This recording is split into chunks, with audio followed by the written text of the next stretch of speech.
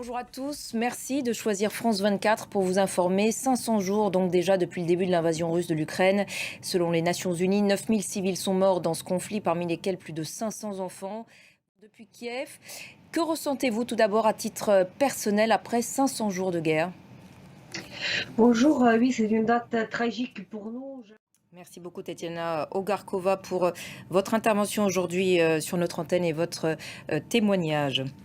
À la une également de l'actualité internationale, la chute du gouvernement de coalition du Premier ministre néerlandais Mark Rutte, en cause des différences majeures entre les quatre partis qui la composent autour de la politique migratoire du Premier ministre.